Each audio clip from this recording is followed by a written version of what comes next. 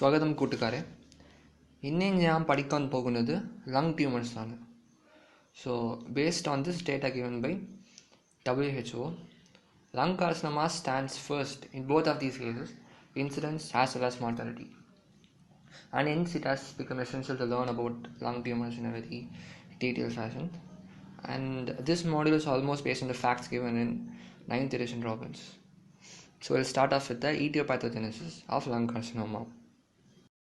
About 80% of lung cancers occur in active smokers. But smoking is not only associated with lung carcinoma, it can also cause carcinoma of oral cavity, pharynx, larynx, esophagus and all. And once the carcinogens are absorbed into the bloodstream via the pulmonary capillaries, there is increased risk for bladder cancer, cancer of renal pelvis, cancer of pancreas and all. So smoking in terms of lung, we have to be clear about something else. That is, cancers can be primary or secondary. Tumors arising from the organ itself is considered to be primary.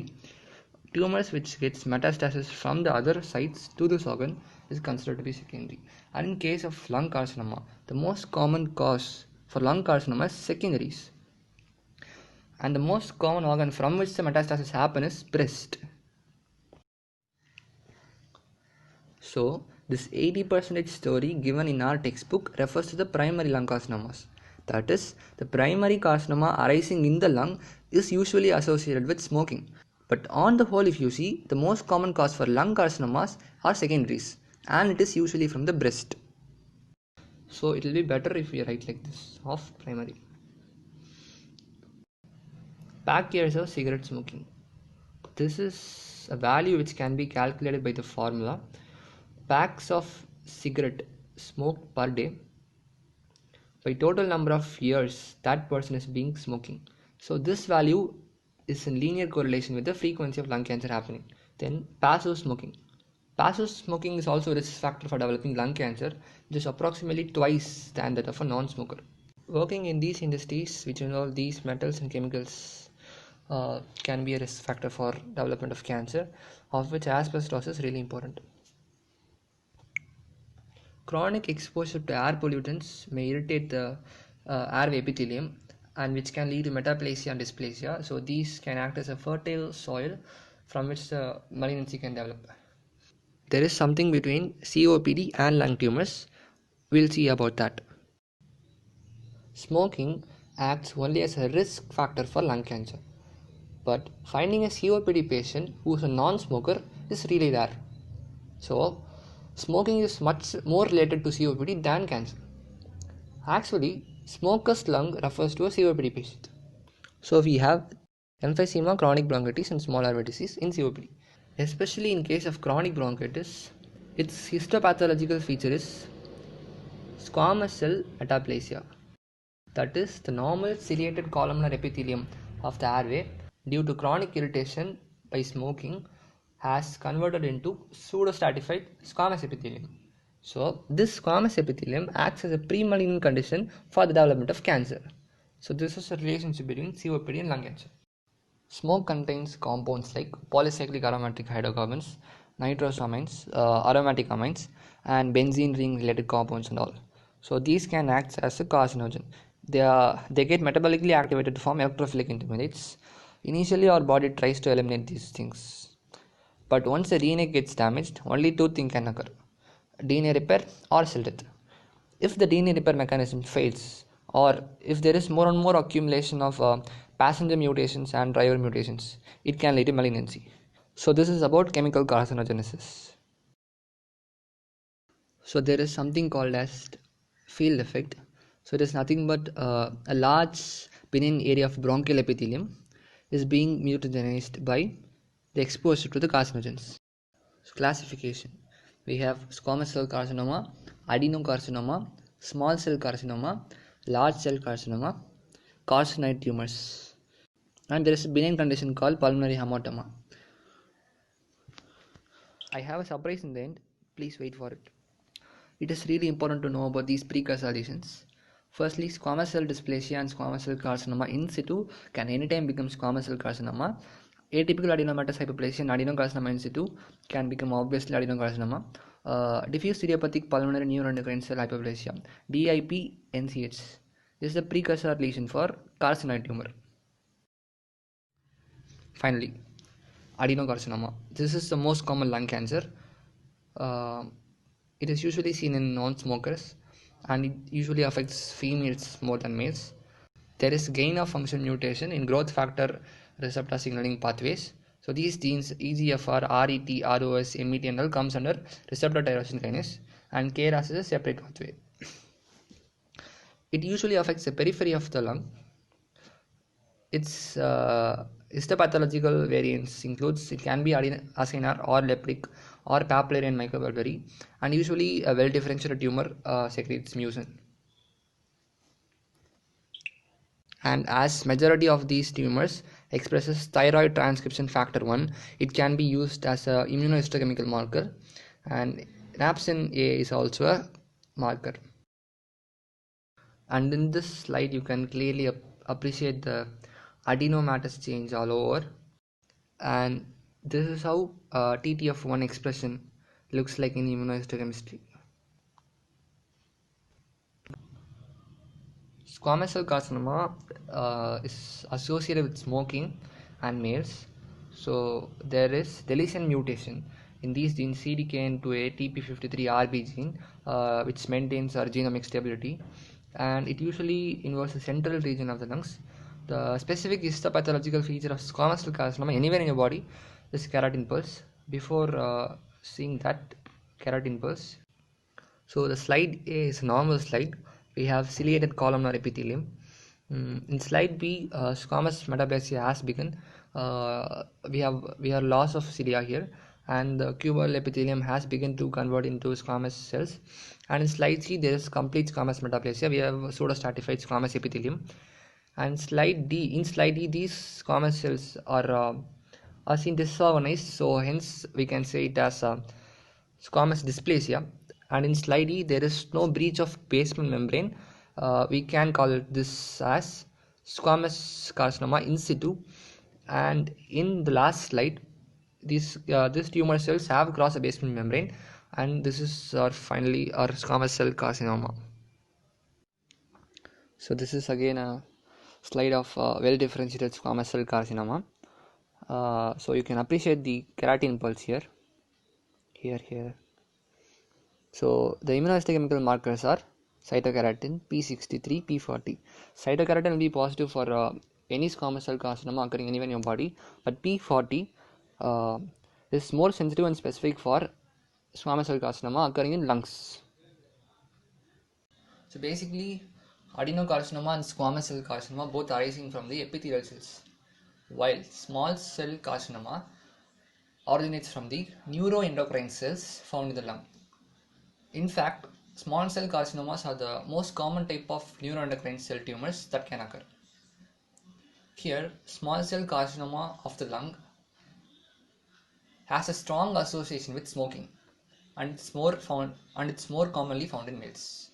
So the molecular genetics of small cell carcinoma includes deletion mutation in TP53RB gene and LMY genes. It can arise both from the central or the peripheral fields of lung, and this is the most aggressive tumor of the lung because of its ability to metastasize widely. So the histopathological features includes obviously small cells with scant cytoplasm, which is generally smaller than 3 times the diameter of a small resting lymphocyte, and due to the presence of finely granular nuclear chromatin, this gives a salt and pepper pattern, and we can appreciate prominent nuclear molding. And there is something called as Azzopardi effect, which we will see now in this slide.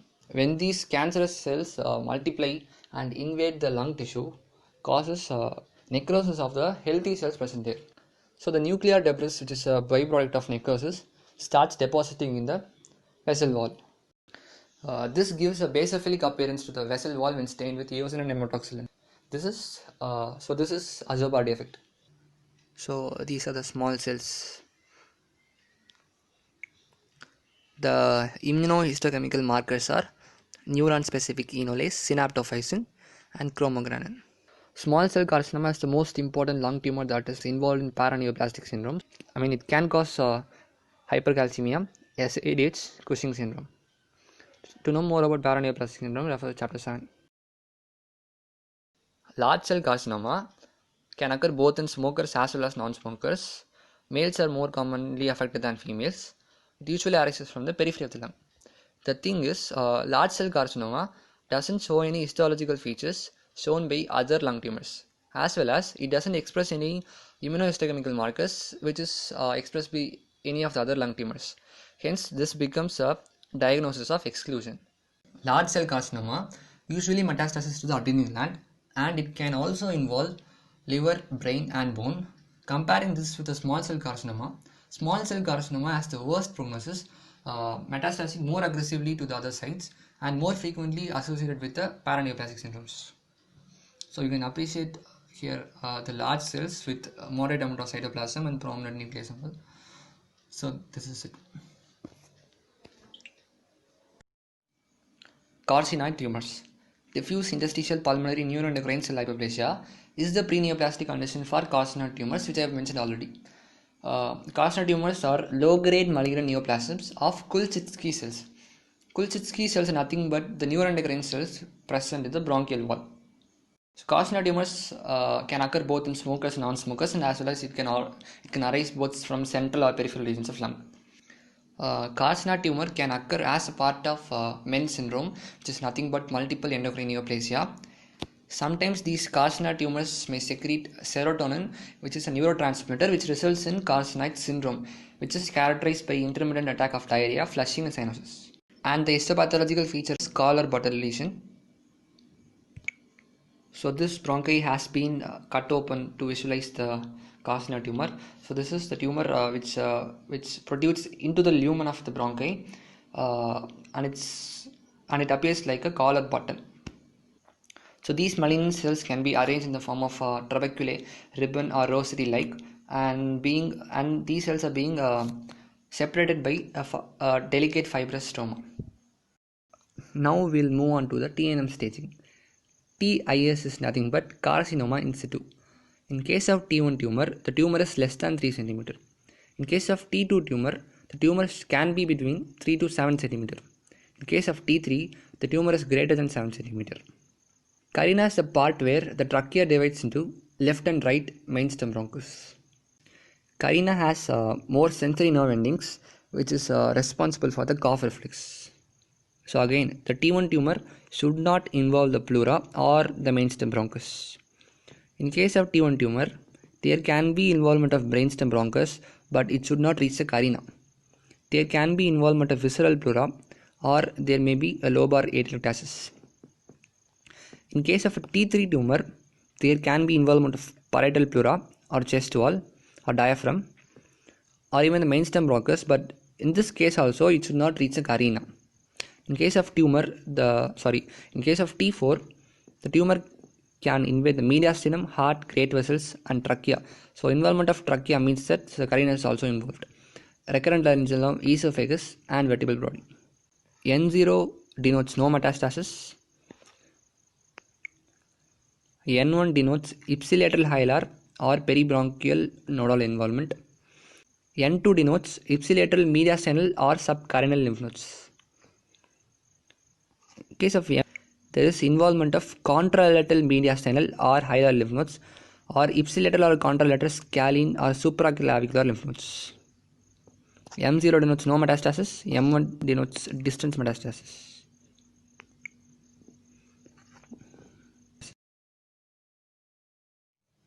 This is my surprise. Malignant mesothelioma. This is nothing but the malignancy of the mesothelial cells which lines the pleural cavity, and you can find this topic in the last 2 pages of this chapter. It's actually rare, and it is associated with heavy exposure to asbestos. The thing is, it requires 20 to 30 years of exposure of asbestos for a malignant mesothelioma to develop. And if the person is a smoker, then the risk factor multiplies. Molecular genetics includes deletion mutation in TP53CDKN2A. And the gross picture of malignant mesothelioma is that the tumor can arise both from visceral or parietal pleura, and it widely spreads into the pleural space. and it looks like this. So histologically, we can classify mesothelioma into epithelioid, sarcomatoid, and mixer types. So in case of epithelial type, these mesothelioma consist of cuboidal or columnar or flattened cells forming tubular or papillary structures resembling adenocarcinoma. In case of sarcomatoid type, the mesothelioma appears as a spindle cell sarcoma resembling fibrosarcoma. And finally, mixer type contains both epithelioid and sarcomatoid patterns. And the immunohistochemical markers includes calretenin, cytokeratin 5/6, Williams tumor factor 1.